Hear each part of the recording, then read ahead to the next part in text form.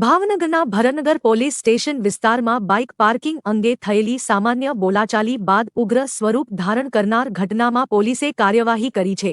અશોકભાઈ બારિયાની ફરિયાદ મુજબ લખધીરસિંહ ચુડાસમા અને તેમના સાથીદારોએ લાકડાના ધોકા વડે ઇનોવા કારના કાચ તોડી નુકસાન પહોંચાડ્યું હતું.